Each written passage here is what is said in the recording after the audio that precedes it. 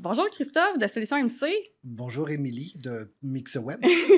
Merci d'être sur mon podcast. Merci pour l'invitation. Est-ce que tu peux te présenter et expliquer un peu qu'est-ce que fait Solutions MC au quotidien? Parfait. Alors, Christophe Trudel, je suis le président de chez Solutions MC, une firme qui fait du service informatique. Donc, installation d'ordinateurs, antivirus, sécurité, majoritairement pour des organismes à but non lucratif.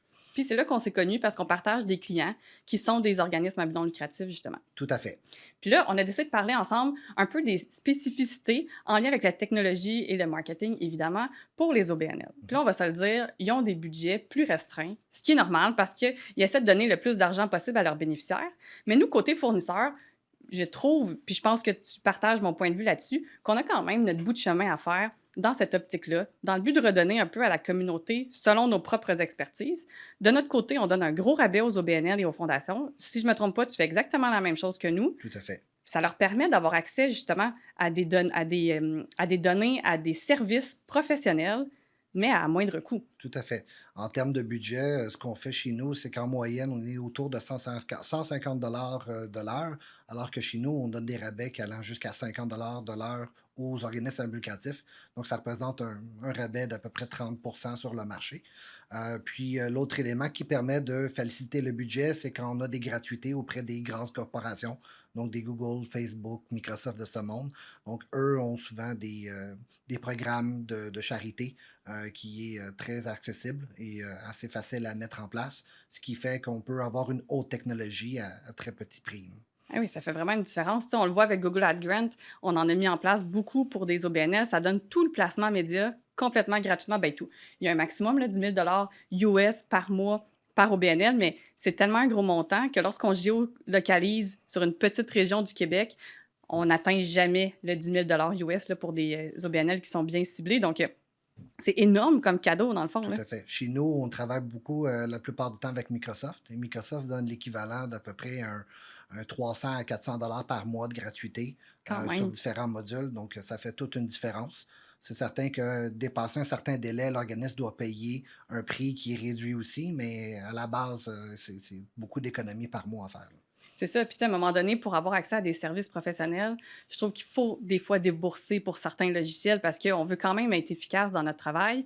Puis, si on veut aller plus loin, bien, des fois, effectivement, ça prend quand même un budget. On ne peut pas tout avoir gratuit, Tout à fait. mais si on est capable d'aller leur chercher des rabais, c'est vraiment le fun. Tout à fait. L'autre technique qu'on utilise aussi chez nous, qui est assez particulière, c'est qu'on a des ententes avec HP et Lenovo. Et puis, la façon que ça fonctionne, c'est que s'ils sortent la version numéro 4 d'un portable X, à ce moment-là, ils nous vendent la version 3 à rabais pour le liquider. Donc, ça nous permet de pouvoir avoir des portables de haute qualité, mais avec un prix qui est beaucoup plus bas que le marché actuel. Ah oui, quand même, hein? Donc, ça fait toute une différence. Des fois, on peut aller chercher 20 30 de rabais sur le portable ou une tour ou peu importe l'équipement. Donc, on est capable d'en avoir plus pour notre argent. Puis ça, toutes les OBNL en ont besoin de toute façon. Tous les besoins, effectivement. Il y a aussi le principe de TechSoup Canada, qui est Mhm. l'organisme qui gère les grandes corporations au niveau des dons de charité. Donc, ça, c'est un must-to-have. Là. C'est vraiment intéressant. Là. Il y a beaucoup d'articles à très peu, à beaucoup de rabais là, à l'intérieur. Donc, ça change une vie sur plusieurs aspects. Là. Oui, puis c'est pas très long à mettre en place. La configuration est rapide, est relativement simple. Puis de toute façon, nous, on a besoin du jeton TechSoup pour partir un compte Google Ad Grant. Donc souvent, c'est la porte d'entrée. Les OBNL, tant qu'à faire, font leur jeton TechSoup et là, s'informent de tous les avantages que ça implique. Et là, on en voit il Tout y à en a fait. beaucoup. Là. Et là, on pousse sur TechSoup de notre côté pour avoir de plus en plus de partenaires qui pourraient Mhm. être de plus en plus utilisés. Donc, il y a intérêt à en avoir de plus en plus avec le temps. Donc, une en bénéficie au maximum. Là.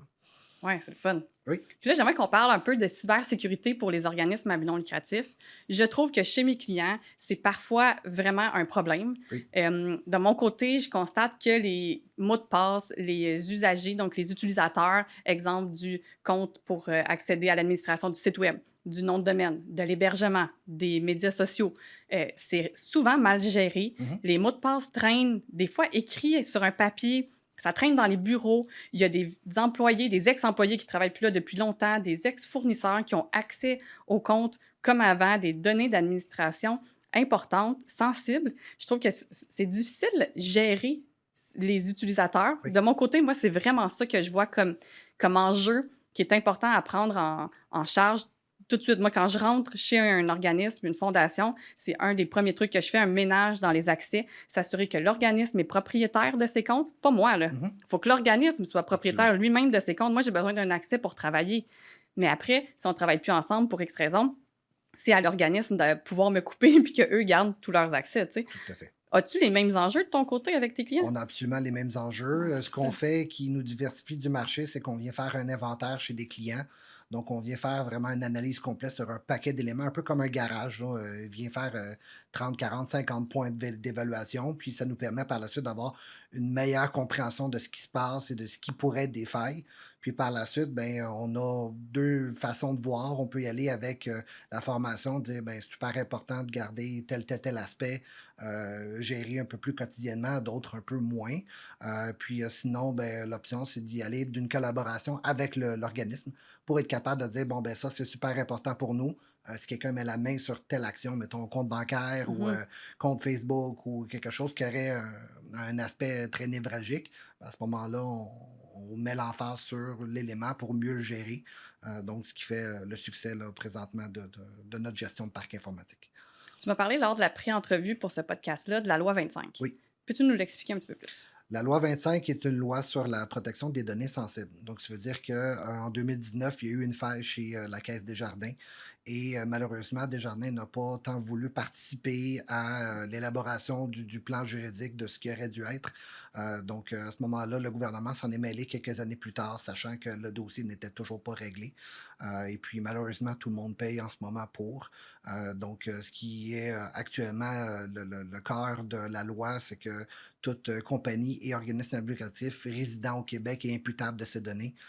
Donc, si jamais on est capable de prouver qu'il y a une faille dans un vol d'identité ou dans un vol de données pures, ben à ce moment-là, l'organisme peut se voir avouer des pénalités assez dramatiques. Je ne pense pas que ça va faire en sorte de fermer un organisme, mais ça va faire très mal. Si je me rappelle bien, tu me corrigeras, je pense qu'on parle de 5 à 6 à la première phase. Il me semble que c'est ça parce que quand on produit des sites web justement pour les OBNL, on s'assure de respecter à tout le moins ce qui est en lien avec le site web, mais il y a tout ce qui se passe aussi qui n'est pas dans le site web, là. Donc, tu sais, au niveau des sites web, ça prend une politique de confidentialité des Oui, données. Il faut mettre le nom et la façon de contacter le responsable des données personnelles également au sein de oui. l'OBNL. Mais après, au sein de l'OBNL, justement, il y a plein d'autres façons dont il faut protéger ces données-là, justement. Tout à fait. Informatiquement, ce qu'il faut faire comprendre, c'est d'y aller d'une formation à l'interne, donc vraiment de cibler un maximum d'employés pour leur faire comprendre que la loi existe et que deuxième élément, ben, si eux ne font pas nécessairement attention où est les données ou dans quel format sont utilisées, ben, ils pourraient avoir des conséquences sur autant leur emploi que sur l'organisme qu'ils sont. Chez nous, ce qu'on fait, c'est qu'on essaie d'établir trois phases d'implantation des couches de sécurité supplémentaires.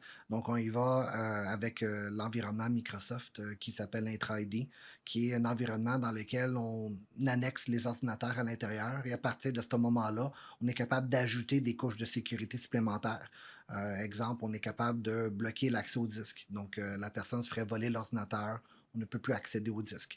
Tout ce qui est synchronisation d'un bureau, on sait très bien qu'il y a encore du monde en 2025 qui travaille sur leur bureau quotidiennement. Donc, à ce moment-là, on s'assure de lancer les données dans un endroit sécurisé avec certaines règles. On s'assure aussi que géolocalisement, l'ordinateur ne peut pas être travaillé à l'extérieur du Canada, ce qui fait OK. qu'on est capable d'aller bloquer certaines tentatives de piratage sur des ordinateurs ou des failles de sécurité qu'il pourrait y avoir. Donc, ces couches de sécurité-là sont nécessaires pour la loi, mais sont nécessaires pour la pérennité de l'entreprise à long terme. Oui, exact. On ne veut pas se retrouver avec un problème de vol de données de nos bénéficiaires, de nos donateurs. Évidemment, il faut absolument éliminer ces Tout à fait. risques-là, là. La clé est encore une fois là, une question d'avoir un bon protocole et d'être capable de le faire comprendre à ses employés. Ouais. Encore aujourd'hui, on fait face à des situations où la direction n'a pas de plan et essaie de mettre en place un niveau plus ou moins compréhensible. Donc, ça devient difficile, là. Oui, c'est ça, sans être 100% au courant de toutes ces technicalités-là aussi, Tout là. à fait. Tout à fait. Tu sais, je veux dire, les technologies de l'information, c'est compliqué, puis ça évolue rapidement aussi. Donc, même quand on est au courant, puis qu'on connaît ça, dans un an, si on ne s'est pas tenu au courant, on n'est plus expert en la Tout matière, à là, tu sais. fait, tout à fait. Et l'autre élément est que souvent, il arrive des nouvelles lois qui sont peut-être moins connues, qui Mhm. vont faire en sorte de jouer un peu sur la technicalité informatique. Donc, Encore une fois, mon rôle, c'est de s'assurer de connaître les nouvelles lois ou au moins les comprendre au niveau informatique. Oui, parce qu'un mythe que j'entends souvent, c'est: «Ça s'applique pas à nous, on est à but non lucratif, c'est pas pareil». C'est pas tout à fait vrai. L'idée, c'est qu'une faille de données, c'est une faille de données, que ça soit pour un ordinateur ou 50 ordinateurs, là, ça fait autant mal. Surtout que les pirates, si je peux me permettre le nom, là, ont souvent aucun remords, Ah non, hein? aucune pitié. Donc, à ce moment-là, 50 000, 100 000, 200 000 c'est un chiffre pour eux. C'est pas, c'est ce qui est drastique, là, c'est la partie que je déteste le plus. De notre côté, il faut essayer d'envisager tous les coups d'échec possibles que l'employé peut commettre manuellement pour empêcher ce genre de scénario-là extrême. Donc, ça devient plus une question de prévention qu'une question de réactivité. Ouais, je comprends ce que tu veux dire. C'est vrai. Sur un point plus positif, là, est-ce qu'il y a certaines automatisations que tu mets en place chez tes clients qui leur permettent d'être plus efficaces dans leur façon de faire? Ben, c'est certain, il faut centraliser les données au maximum, d'être capable d'avoir là, un schéma pratique où les données, exemple, de l'administration, sont dans un contenu uniquement à l'administration. Des contenus d'intervention dans le quotidien, soit dans une section qui s'appelle commun ou général ou peu importe, avec des permissions très précises. Ce qui est aussi bien, c'est comme tu l'as mentionné un peu plus tôt, est-ce que la personne qui gère le parc informatique est conscient qu'il y a des comptes qui existent, qui n'existent pas? Est-ce qu'ils sont partis en congé de maternité, Oui. en arrêt de travail? Donc, c'est le nerf de la guerre. Et l'autre élément, c'est d'être capable d'avoir des bonnes pratiques. Donc, ce que je propose souvent à nos clients, c'est d'avoir un guide qui permet de dire où sont les données, comment les retrouver facilement pour éviter que ça devienne chaotique un peu partout. Ce qu'on retrouve comme formule, c'est que les employés, après 2 à 3 mois, négligent la structure et en font une de leur côté qui est plus adaptée à leurs besoins. Et c'est là que les problèmes commencent. Ouais, puis tu sais, là, je suis consciente que je vais un peu vendre notre salade, là, mais reste que souvent, les équipes, il y a quand même un gros roulement au sein des fondations, des Mhm. OBNL. Puis des fois, de faire affaire avec des gens à l'externe, ça permet d'avoir un point de contact qui va rester dans le temps puis qui va avoir toutes ces informations-là. Tu sais, combien de fois je me suis ramassée à dire aux clients: «Hey, écoute, tel ancien employé a encore accès au site web, est-ce qu'on lui enlève les accès? Il a aussi accès au compte Meta, donc Facebook, Oui, Instagram, est-ce qu'on enlève accès? Si, et ça, puis là, les clients sont: oui, oui, oui, j'aurais pas pensé à ça. oui, Comment ça, il y a encore accès?» Puis là, je dis: «Ben, personne m'a dit qu'il travaillait plus là, puis là, je viens d'envoyer un courriel, le courriel m'est revenu, donc oui, j'ai comme deviné que, cette personne-là était plus dans l'équipe», tu sais? Fait que d'avoir des fois des gens qui nous surveillent un peu ou qui oui. font office de deuxième sécurité, c'est pas mauvais, Tout là. à fait. Avoir même un protocole disant, bon, ben, pour tel type de travail, voici les accès qu'elle doit avoir. Donc, Mmh. si elle quitte, il faut les revoir aussi, là. Donc, c'est super important. C'est souvent négligé chez nos clients. De faire des procédures claires, écrites et communiquées après dans l'équipe parce qu'il faut que ça perdure dans le temps. Parce que des fois, on le voit, il y a certaines directions générales qui font des super belles procédures, qui les mettent en place, qui les utilisent, puis quand la direction générale part, c'est pas toujours réutilisé par la Oui, prochaine et pourtant ça le devrait oui, ou en tout cas ça des fois, il faut le mettre à jour, il faut le faire évoluer. Reste que oui. si ça existe déjà, prenons-les puis justement on les fait évoluer, mais on les utilise encore, là. Tout à fait. Il y en a beaucoup d'organismes qui veulent tellement aider le prochain le plus rapidement possible qu'ils négligent leur protocole interne. Donc, ça fait toute une différence qu'on est capable de scinder l'utilisateur puis de le limiter à certains endroits pour éviter de se ramasser dans un cercle trop grand, puis avec trop de permissions ou trop d'accès, là. Oui, parce que tu mets le doigt sur quelque chose, le manque de temps. Oui, Tu sais, si nos équipes ont un gros roulement, si nos équipes sont trop petites comparativement aux besoins qu'on a, on manque de temps, tout à effectivement. fait. Les directions générales portent un paquet de chapeaux en même temps et là, on se retrouve à tourner les coins ronds parce que on manque de Tout temps. à On fait. va au plus urgent.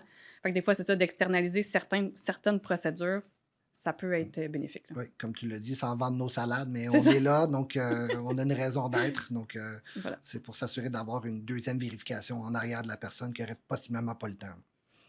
Eh bien, merci beaucoup, Christophe. C'est toujours un plaisir de discuter avec toi. Pour vrai, c'était super intéressant. Merci beaucoup. Puis, au plaisir de se revoir. Oui, bientôt. Bye bye. Bye bye.